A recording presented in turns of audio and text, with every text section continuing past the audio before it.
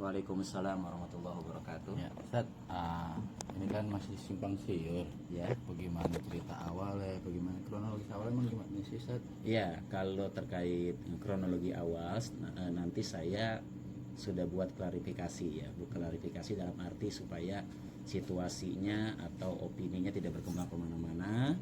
Jadi hanya fokus soal penyerahan sapi yang di situ ada miskomunikasi gitu. Nanti untuk itu saya secara pribadi sudah membuat video awal dari percakapan-percakapan yang terjadi. Nanti awal media nanti saya berikan semua yang terkait itu gitu. Oke.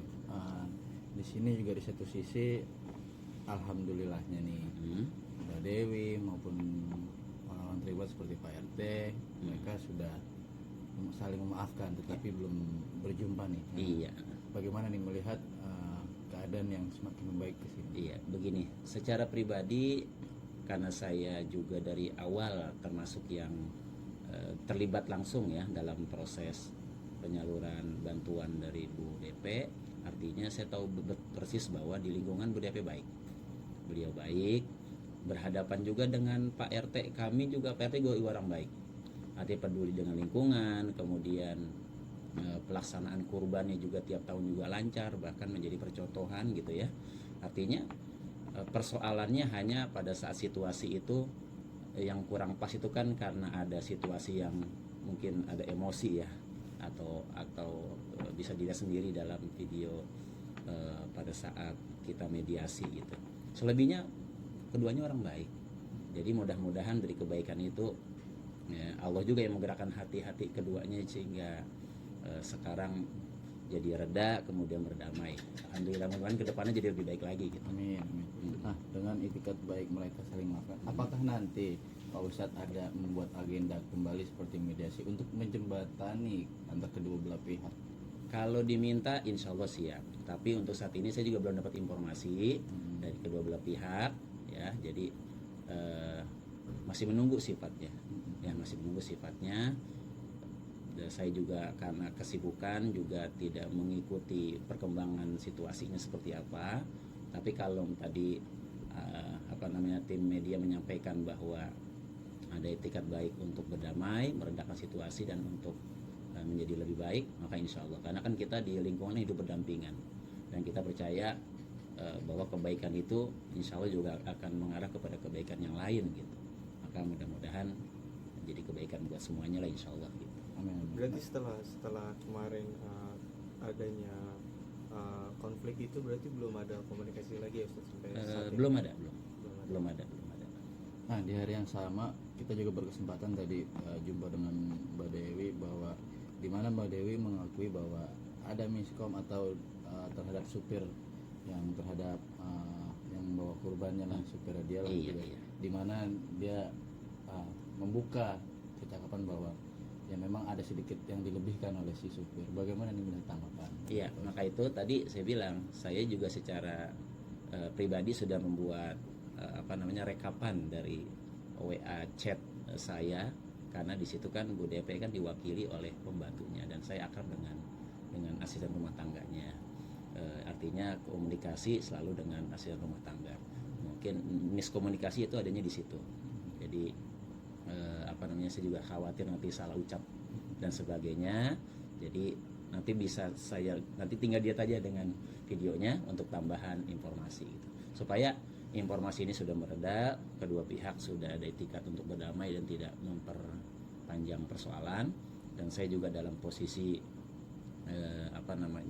yang di awal kemarin membantu mengundang kedua pihak untuk melakukan mediasi dan klarifikasi persoalan ini. Saya juga menyampaikan dari sini dulu runutannya seperti ini kronologinya gitu, supaya bahwa ini hanya fokus di soal kesalahpahaman, miskomunikasi terkait penyerahan sapi, hewan kurban, hewan itulah hewan sapi tersebut gitu. Jadi nggak melenceng ke isu-isu yang lain gitu yang kemarin sempat beredar di media sosial maupun di masyarakat gitu. Kan Pak Ustadz di sini hadir sebagai mediator, salah satunya juga sebagai penerima hewan kurban pada saat itu milik dari Mbak Dewi. Jika dilihat kemarin mediasi yang membuat gagal apa sih Pak Ustadz? Yang pertama kalau saya melihat, saya sudah bersyukur ya ketika kita mengundang kedua belah pihak, bahwa dari sisi kedua belah pihak menyambut undangan kami. Itu satu tuh. Kemudian yang kedua, disepakati harinya, disepakati jamnya, disepakati tempatnya. Berarti sudah keduanya dari awal sudah ada itikat baik untuk berdamai gitu. Kemudian kami juga mengundang dari unsur kepolisian, dalam hal ini Polsek Metro Cilandak, dari unsur TNI kita mengundang Koramil 07 Cilandak, kemudian kami juga mengundang tokoh masyarakat setempat, dalam hal ini pengurus RW gitu ya, dan masing-masing pihak juga didampingi oleh pihaknya masing-masing. Nah, cuma yang mungkin agak miss karena soal tempat itu kan pas betul dengan sesi pengambilan hewan kurban, pengambilan daging kurban, sehingga tempat itu tidak steril dan banyak pihak yang mungkin tidak berkepentingan masuk di area diskusi itu, sehingga situasi menjadi tidak terkendali gitu. Tapi kalau mudah-mudahan nanti disepakati atau ada masukan tempat tertentu yang mungkin lebih tenang, kemudian yang berhadapan-hadapan juga betul-betul yang berkepentingan, dan kedua belah pihak juga punya etikat baik untuk betul-betul hadir, maka insya Allah yang berikutnya diharapkan bisa lebih baik gitu. Oke. Tapi sejauh ini belum ada ya dapat informasi. Posisi Ustadz juga sebagai mediator atau penengah antar kedua belah pihak juga menjadi sorotan publik, di mana kan memang Pak Ustadz dekat juga dengan ketua RT-nya, ya kan, dekat juga dengan Mbak Dewi, di mana yang setiap tahun dalam ada agenda seperti ini ya melalui Pak Ustadz. Untuk yang pertama yang ingin saya tahu adalah bagaimana sih komunikasi atau silaturahmi saat ini Pak Ustadz dengan Pak RT? Apakah jadi renggang atau seperti apa nih Pak Ustadz? Sejauh ini baik, aman kan. Kebetulan saya juga, beliau sebagai ketua RT di lingkungan, kemudian beliau juga sebagai pengurus DKM di masjid tersebut ya, Masjid Babul Khairat, dan saya juga punya jadwal rutin mengajar bapak-bapak, ngajar Al-Quran di sana. Aman, nggak ada persoalan, karena memang kita ketika mediasi awal kan sudah ketemu titiknya sebetulnya, bahwa ada kesalahpahaman, ada miskomunikasi, selesai gitu. Cuma kemudian tensi naik lagi, nah itu. Jadi kalau awak media lihat terkait hubungan dengan PT Malkan, sejauh ini kami baik, karena memang di lingkungan kami juga di sini kita bertetangga, kemudian sering kegiatan bersama, kemudian kami juga bersaudara, keluarga besar gitu ya. Dan saya juga masih terjadwal isi pengajian di masjid tersebut gitu. Alhamdulillah tidak ada persoalan, tidak ada masalah. Nah, itu yang membuat saat diduganya terjadi komunikasi saat Pak Ustadz, kan dalam opini ini saat ini di media bahwa Pak Ustadz dengan baik dengan Pak RT maupun Mbak DP adalah Pak Ustadz nih yang miskomnya nih, yang di media nih. Makanya kita pengen klarifikasi bagaimana sih benar atau tidaknya saat penyampaian Pak Ustadz ke Pak RT seperti apa tuh waktu itu. Iya. Jadi tapi memang lengkapnya nanti bisa dilihat di videonya ya. Jadi memang informasi dari Bu, alurnya itu dari Bu DP, kemudian ke asistennya yang perempuan, kemudian ada lagi supir yang bawa hewan kurban. Nah, di situ mulai missnya tuh. Ya, di situ mulai missnya, yang saya bilang tidak ada kata menitipkan dari awal gitu. Dan ketika saya sebagai contoh, saya tiap tahun adalah panitia kurban di lingkungan saya. Lalu kemudian ada ada seorang warga ingin menyerahkan hewan kurban, dan itu berada di lingkungan yang memang dia ada RT-nya, di situ ada masjidnya. Maka sebagai bentuk sebagai bentuk kearifan, kebijakan, ya kita serahkan ke masjid di mana si yang bersangkutan tinggal. Maka kita serahkanlah di masjid di belakang rumah Ibu DP tersebut. Kemudian kami langsung hubungi pihak DKM, kemudian kami hubungin ketua RT-nya ya, bahwa ya, sebentar lagi akan datang hewan kurban akan datang satu ekor sapi kurban dari Ibu DP. Jadi memang dari awal sudah kami sampaikan begitu. Dan dalam video yang sudah saya buat itu untuk klarifikasi juga memang tidak ada kata menitipkan dari awal ya, jadi menyerahkan gitu. Dan kami terima dan langsung saya serahkan ke Pak RT Malkan untuk menerima langsung ya. Ada videonya kan, sudah diterima kan video penyerahannya ya, seperti itu. Jadi kalau dianggap sebagai miskomunikasi dari saya ke Pak RT, saya menyampaikan apa yang sudah disampaikan di atas sebelumnya kepada saya, dan itu dibuktikan dengan chat, dibuktikan dengan dibuktikan dengan telepon dari pihak supir yang membawa hewan tersebut gitu. Dari awal seperti itu. Dan ada kabar juga bahwa mentang-mentang nih, kan saya klarifikasi dong, mentang-mentang Pak RT dekat dengan Bu Dewi, jadi pembagiannya juga yang dekat-dekat aja dari orang-orang Pak RT, itu benar nggak sih? Enggak, tidak. Kita itu ketika ada bantuan selalu saling koordinasi ya, saling koordinasi. Kenapa? Karena artinya gini, yang di lapangan itu kita yang merasakan di lapangan, kita yang tahu persis ya, bahwa penyaluran bantuan ataupun sumbangan atau apa bagus aja, sempurna saja pasti masih ada tuh celah-celah untuk disalahkan gitu, apalagi tidak bagus, tidak baik gitu. Kita sebagai orang yang diserahkan amanah oleh orang lain, oleh pihak lain, kita sudah semaksimal mungkin mengupayakan. Kalau kemudian ada anggapan bahwa bantuan itu tidak sampai atau apa, mohon tidak didasarkan dari laporan orang per orang. Kan kita nggak tahu dia punya tendensi apa, punya kepentingan apa menyampaikan bahwa saya tidak pernah menerima bantuan dari si A atau dari si B gitu. Jadi harus diklarifikasi, dicari tahu betul. Yang menjadi sorotan juga kan yang kemarin, kok bisa sih adanya pencetus bahwa ada uang 100 juta dulu, itu tuh gimana sih benernya itu? Saya juga masih mikir-mikir. Saya tidak bisa berkomentar banyak karena saya tidak berada di lokasi saat peristiwa itu terjadi.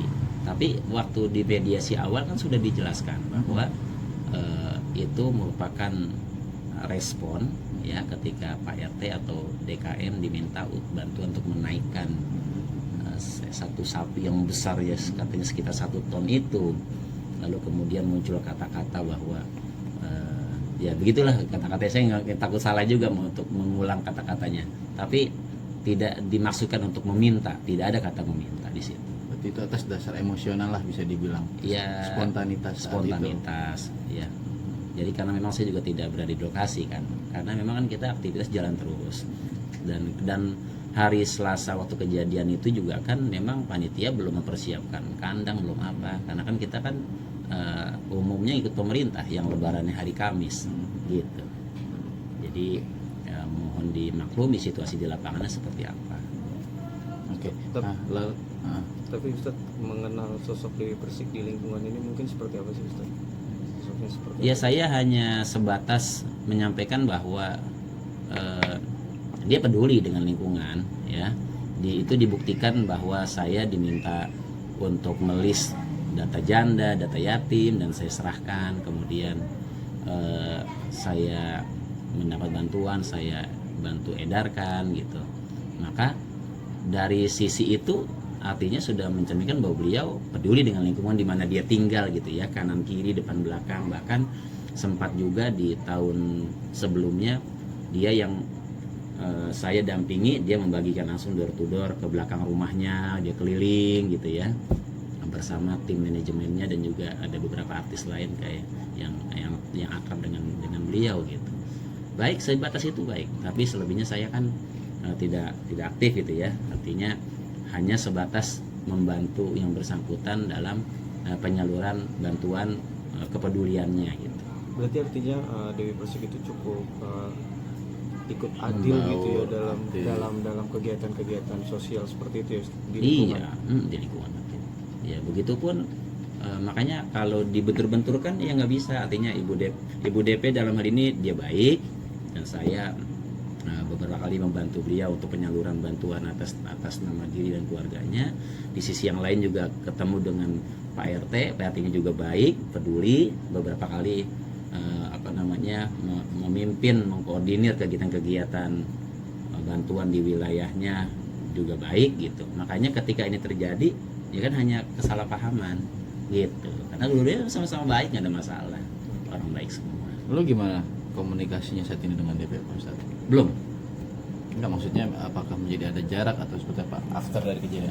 Saya selama ini kalau komunikasi pasif sifatnya. Ketika Bu DP dengan menyampaikan informasi ke ART lalu ke saya gitu. Jadi bukan dari Langsung. saya, tidak. Jadi sifatnya pasif. Ketika diminta bantuan, saya ada lembaga, saya banyak diserahkan amanah berupa penyaluran, ya kita akan meluncur gitu, membantu. Jadi kita sifatnya pasif. Oke. Berawal ya pemberitaan seolah-olah menjadi penolakan sapi Dewi Persik ya. Dari situ muncullah berbagai informasi yang diucapkan langsung dari dirinya. Salah satunya adalah beliau mengaku bahwa ingin melakukan pengajian pun kan teman-temannya pasti bawa mobil apa ya kan, sulit untuk parkir, kadang ditegur. Apa benar seperti itu? Begini, apa sih? kita sebelum menjawab itu, abang-abang kan udah tahu ya lokasi jalan depan rumahnya itu kan. Jalanan kita itu jalanannya sempit. Kalau 2 mobil jalan itu, bahkan kalau mobil cukup lebar itu agak sulit. Ada tiang listrik juga yang agak maju. Kemudian jalur alternatif juga kalau sore. Jadi untuk hal seperti ini karena yang bersangkutan juga tidak punya parkiran cukup luas untuk untuk menempatkan parkir tetamunya gitu yang datang ketika kalau ada kegiatan, ya koordinasi dengan RT, dengan kepolisian gitu. Jadi sebatas itu. Saya pernah sekali membantu untuk menjembatani ya, jadi dibantu oleh Karang Taruna untuk merapikan parkirannya, sebatas itu aja. Jadi kita menjembatani Karang Taruna yang kemudian mengatur lalu lintas tamu-tamunya yang datang. Tapi kalau dilihat memang yang kemarin kita balik lagi ke sapi ya kan, memang dari awal memang nggak ada bahasa nitip ya, Tidak ada. untuk titip sementara. Iya, yang tidak ada. Jadi diasumsikan oleh Pak Ustadz dan orang DKM bahwa menitipkan itu berarti dalam arti menyerahkan hewan kurban mungkin saat itu. Menyerahkan hewan kurban ya berarti memang kurban di situ, bukan menyerahkan hewan kurban kemudian diambil lagi ya gitu. Karena memang tidak ada kata-kata menitip. Nah saat itu, saat alasan dia mau mengambil hewan kurban lagi apa itu?